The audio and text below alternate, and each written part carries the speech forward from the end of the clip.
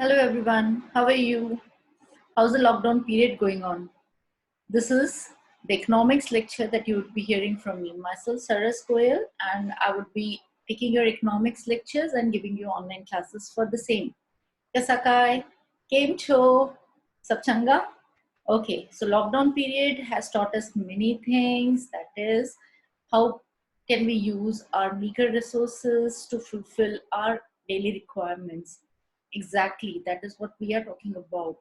We are talking about economics, and economics, if you people know, has originated from the word oikonomikos, which means management of household. Now, imagine a Greek, actually, this word oikonomiko is a Greek letter, and imagine an Athenian housewife, struggling hard to maintain her wants, her desires, as well as fulfill the desires of her family with the meager resources she has. So, originally, economics originated in the same manner. This is what we are doing in this unfortunate period of lockdown. The meager resources that we are having, we are trying to extract the best out of them, and we are just trying कि हम उन्हीं resources में से अपने maximum wants को fulfill कर सकें. So this is all economics is all about. That is management of resources, management of meager resources in order to fulfill maximum of human desires. The basic problem of human being is resources are limited, whereas wants are unlimited. Just to precisely, today we are just gonna talk a bit about economics. We are not taking any particular topic in general, but today I'm just gonna tell you what economics is all about. Economics, as it is considered to be a very difficult subject, और students को एक हवा सा लगता है कि economics जो है वो बहुत डिफिकल्ट है, वो नहीं पढ़ पाते हैं प्रॉपरली, स्कोर नहीं कर पाते हैं. बट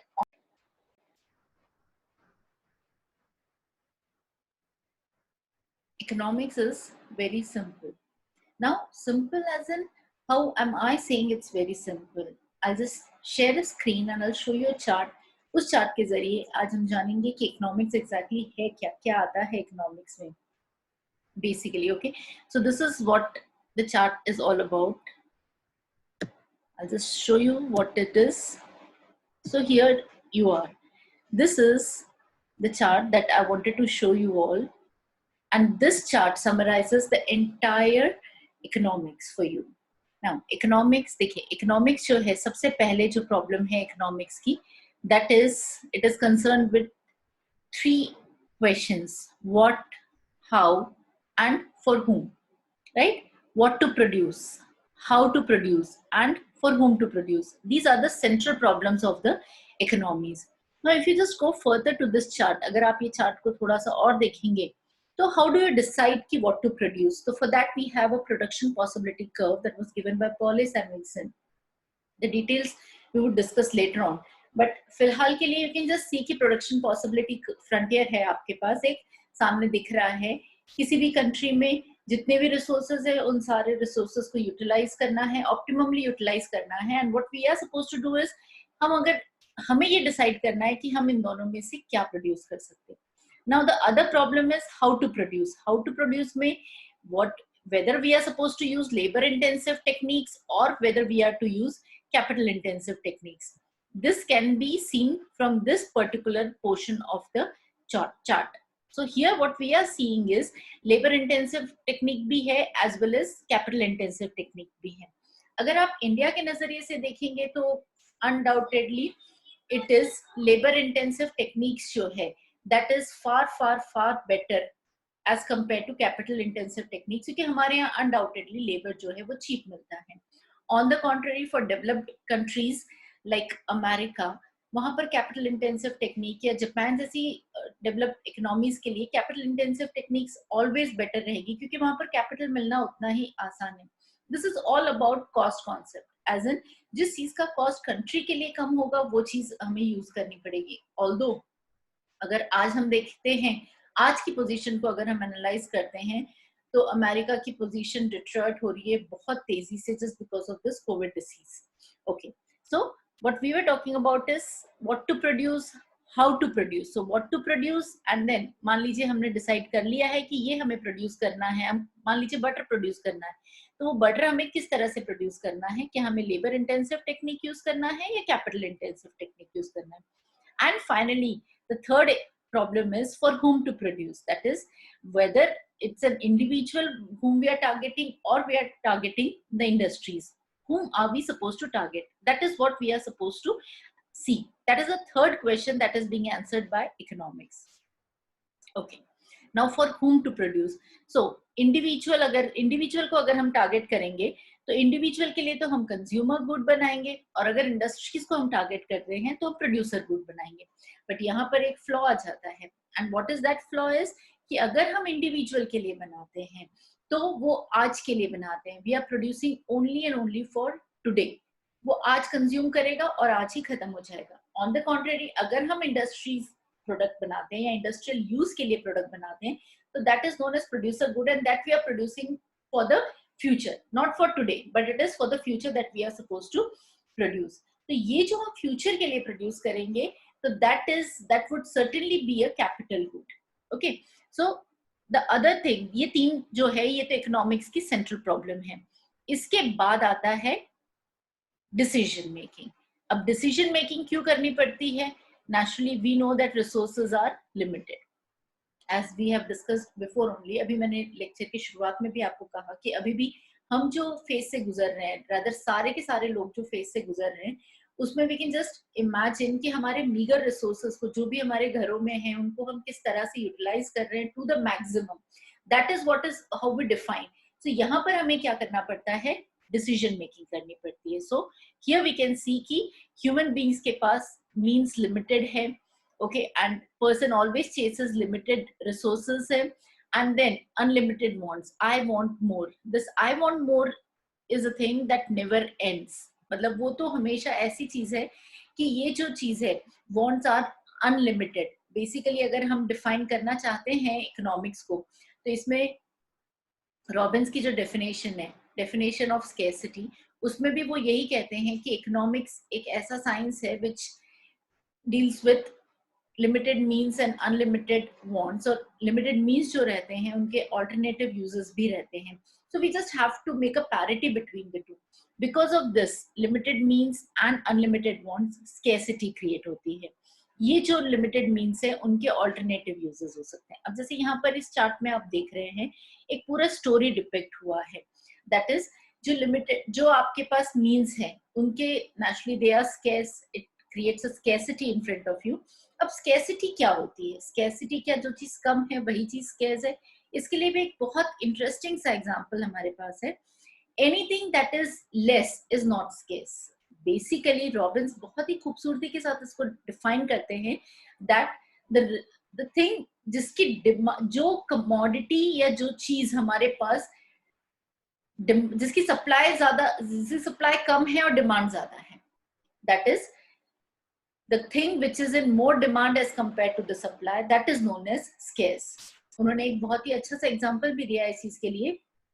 अच्छे अंडों की तुलना में खराब अंडों की संख्या कम रहती है, लेकिन फिर भी we cannot call rotten eggs as scarce. Why cannot we call? क्योंकि rotten eggs की कोई डिमांड ही नहीं रहती है, तो that is not scarce. So यहाँ पर again we come to this decision making part.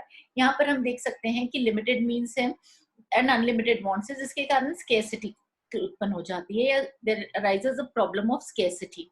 Now ये जो limited means है इसके alternative uses. अब मान लीजिए कोई बंदा है, उसके पास जो resources हैं उससे वो कपड़े भी खरीदना चाह रहा है और हॉलीडेज पर भी जाना चाह रहा है. He has two things in mind.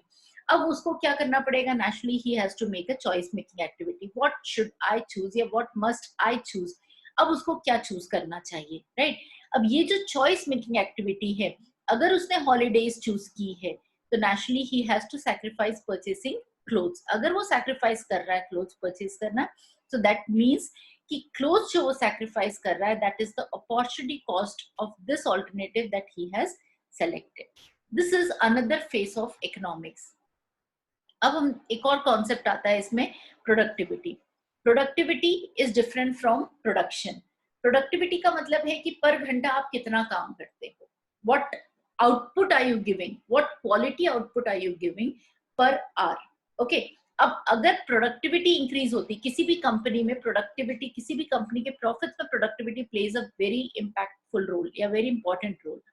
If the productivity increases, so we can say कि at lesser input output is greater.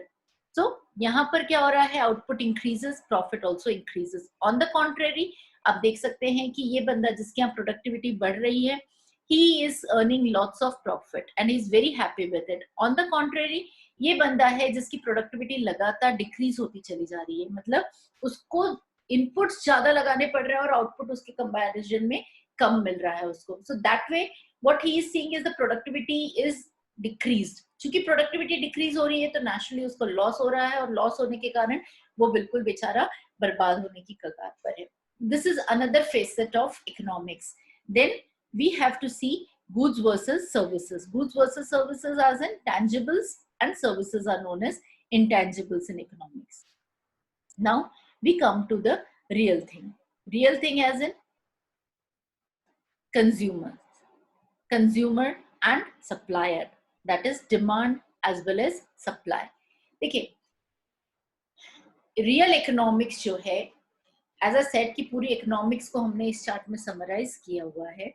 So what we are seeing over here is what we have learned up till now या what we have seen in this chart, अभी तक हमने जो देखा है, जो central problems है इकोनॉमिक्स की, that is naturally what to produce, how to produce and for whom to produce. इसके अलावा scarcity हमने डिफाइन की है, जो रॉबिन्स ने बहुत ही ज्यादा स्ट्रेसफुल वे में हमें बताया या बहुत ही ज्यादा एक्सप्लेनेटरी मैनर में हमें समझाया है.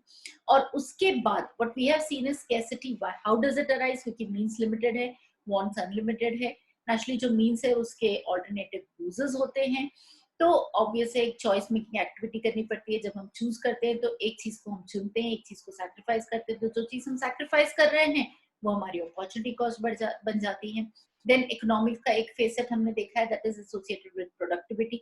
अगर प्रोडक्टिविटी इंक्रीज हो रही है, प्रोडक्टिविटी को हिंदी में उत्पादकता कहा जाता है. उत्पादन और उत्पादकता ये दो अलग अलग चीजें हैं.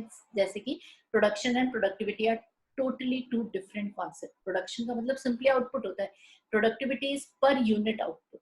ओके, दैट इज एक घंटे में आपने कितने यूनिट्स बनाए हैं. अगर मान लीजिए एक घंटे में एक बंदा पहले 4 यूनिट बना रहा है, फिर एक घंटे में 6 यूनिट बना रहा है, फिर एक घंटे में 10 यूनिट बना रहा है, तो नेचुरली वी कैन सी कि इस प्रोडक्टिविटी इंक्रीज हो रही है. ऑन द कॉन्ट्रेरी दूसरा बंदा है, शुरुआत में ही वाज फुल ऑफ जोश and everything, full of energy, enthusiasm. एक घंटे में वो 10 यूनिट बना रहा था और फिर अगले दिन उसने एक घंटे में 6 यूनिट ही बना पाया और तीसरे दिन तो उसकी 4 यूनिट पर आ गया वो. दैट मीन्स इसकी प्रोडक्टिविटी डिक्रीज होती चली जा रही है. तो नेचुरली जिस कंपनी की प्रोडक्टिविटी इंक्रीज होगी वो प्रॉफिट्स कमाएगी. ऑन द कॉन्ट्रेरी जिस कंपनी की या जिस ऑर्गेनाइजेशन में प्रोडक्टिविटी डिक्रीज होती चली जाती है, that is gonna earn losses. Fair enough. Then we come to the real problem of economics, which is demand and supply. Now, what do we understand by demand? देखिए ये इस chart में, इसमें भी डिमांड और सप्लाई को हमने बहुत ही इफेक्टिवली दर्शाने की कोशिश की है. Now this is demand. Demand और सप्लाई में अगर पैरिटी होगी तभी जाकर इकोनॉमी वर्क करती है. अगर मान लीजिए डिमांड ज्यादा है, सप्लाई कम है, तो प्राइसेस बहुत ज्यादा हो जाएंगे. अगर डिमांड ज्यादा है और सप्लाई, अगर डिमांड कम है और सप्लाई ज्यादा है, तो फिर प्राइसेस ऑटोमेटिकली रिड्यूस हो जाएंगे. दोनों ही कंडीशंस इकोनॉमी के लिए somehow or the other harmful ही रहेगी. As you can see over here demand, right, यहाँ पर नीड फॉर हंगर है. सिर्फ अगर आपको जरूरत है या आपको भूख महसूस हो रही है तो हम ये नहीं कह सकते हैं कि आप डिमांड, आपकी you are gonna put demand. So what is demand? Basically demand is effective desire. और इफेक्टिव डिजायर, आपकी डिजायर इफेक्टिव कब होती है? जब you have the backup of purchasing capacity. मतलब आपको भूख लगी है, आपके पास पैसे भी है, तो आप पिज्जा की डिमांड पुटअप करोगे, राइट. नाउ यहाँ पर हम सप्लाई देख रहे हैं. How do we see supply? Pizza की सप्लाई आप तक आ रही है. So this is nothing but supply. ये जो चार्ट होता है, this is supply. Supply has a positive slope, जबकि डिमांड का स्लोप जो है वो नेगेटिव होता है. द थिंग इज कि डिमांड आफ्टर ऑल अराइज कैसे होती है? Where does and how does this demand arise? ये डिमांड को अराइज करने का जो तरीका है, ये तरीका नहीं, मुझे कहना चाहिए कि the cause is utility. Utility as in उपयोगिता. Now what is this utility? Utility is the want satisfying power of a commodity. आपको want है, जैसे अगर आपको अचानक से भूख लगी है और भूख भी लगी है तो किसी चीज की लगी है, दैट इज मान लीजिए आपको पिज्जा की भूख लगी है, राइट? तो यहाँ पर क्या हो रहा है, पिज्जा की भूख पिज्जा से ही सेटिस्फाई होगी. So naturally what you are supposed to get is you are supposed to get utility from pizza. One more very important thing regarding utility what we see is कि ये लगातार कम होती चली जाती है. जैसे जैसे आप कमोडिटी को कंज्यूम करते चले जाते हो, वैसे वैसे जो यूटिलिटी आपको मिल रही है उस कमोडिटी से वो लगातार कम होती चली जाती है. As in the intensity of want, इच्छा की जो तीव्रता है वो लगातार ही कम होती चली जाती है. As you can see in this graph as well, marginal utility या द इंटेंसिटी ऑफ डिजायर जो है वो लगातार कम होती चली जा रही है as you're going on increasing the units. और एक पॉइंट पे पहुंचकर आपको लगता है बस यार now I cannot eat more, फिर चाहे पिज्जा लेफ्ट ओवर बच जाए, पिज्जा की स्लाइस बच जाए या जो भी हो जाए, then you're ready to do anything. आप उसको अपनी बहन को दे दोगे, भाई को दे दोगे, जिसको भी, अरे यार तू तो मेरा छोटा भाई है, तू ले खा ले, नो प्रॉब्लम, हम तो शेयर करके. आप ये शेयरिंग कर क्यों रहे हो? वैसे तो आप अपना पिज्जा शेयर नहीं करते हो, बट वो जो 2 स्लाइसेस बच गए वो आप क्यों शेयर करने को तैयार हुए हो? तो the reason is, only reason is कि आप फुल हो गए हो, अब आपके पेट में जगह नहीं बची है, you are full to the brim. Okay, so now the total utility has become 0 और अभी आपको बिल्कुल भी पिज्जा खाने की इच्छा नहीं बची है. That is utility, marginal utility 0 हो गई और टोटल यूटिलिटी मैक्सिमम हो गई है. तो आपने डिमांड क्यों पुटअप की थी? क्योंकि आपकी वांट थी, और जैसे जैसे आपने पिज्जा को खाया है वैसे वैसे आपकी यूटिलिटी लगातार कम होते होते होते एक पॉइंट पर आकर you no longer want that particular commodity. Okay, so then we were seeing, ये हम ऑलरेडी समझ चुके हैं, factors of production, that is labour intensive technique, capital intensive techniques, और हर चीज को इसका प्राइस मिलता है. लैंड को हम रेंट के रूप में पेमेंट देते हैं, लेबर को वेजेस एंड सैलरीज के रूप में पेमेंट देते हैं, कैपिटल को मिलता है interest, as well as entrepreneur को प्रॉफिट्स मिलता है. So this is all factors of production summed up. And finally we come to the market. Market अलग अलग टाइप का मार्केट होता है, ये इस तरह के सारे मार्केट्स है, but these are all very vague terms. मतलब हम यहाँ पर आपकी सिलेबस की अगर हम बात करते हैं या आपको जो इकोनॉमिक्स पढ़ना है उसमें सिर्फ ये मार्केट ऐसा नहीं है कि ये रियल मार्केट है और ये ई मार्केट है. अभी तो फिलहाल ई मार्केट हम जो पढ़ रहे हैं, this is also type of E market place, that is पूरी तरह से डिजिटल है या विजुअल, मतलब पूरा वर्चुअल क्लासेस चल रही है यहाँ पर. ओके, मतलब आप मुझे देख पा रहे हैं just by using technique, right? You can listen to me just by using technique. So this is nothing but e market या फिर एक तरह से वर्चुअल क्लासेस. जब हम रियल में यही चीज क्लास में पढ़ेंगे, so that would be your real market place. Services are also included, although services are intangibles, but they are also included. They are also very inseparable part of economics, right? आपको जो market के types पढ़ने हैं, those are perfect competition market, imperfect competition market, monopoly, then you have oligopoly. So these are the 4 types of market that you have to study in general. So what we see over here is chart में we have tried to summarize the entire economics. We have tried to summarize the entire economics. And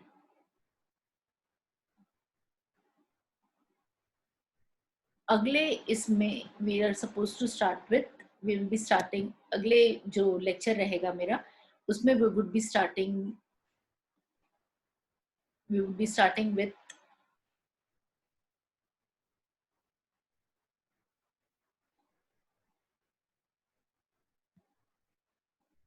okay. So now as you have understood the entire concepts of economics, today हमारा जो main motto था वो यही था कि हम किस तरह से इकोनॉमिक्स को एनालाइज करते हैं, किस तरह से इकोनॉमिक्स को हम समझते हैं. Basically all started with an Greek housewife managing resources. धीरे धीरे घर की 4 दीवारी से निकलकर ये पूरे स्टेट में, फिर नेशन में, इस तरह से हमने पूरा इस चीज को एनालाइज किया है. नाउ द थिंग इज कि अब कल वाले लेक्चर में what we would study is कि डिमांड क्या होती है, राइट? यहाँ पर हमने अभी तो हमने बस एक ओवरव्यू देखा था, we have just seen the preview of everything. So this is all for today students, and that's all for today. Hope you stay safe, stay indoors and enjoy.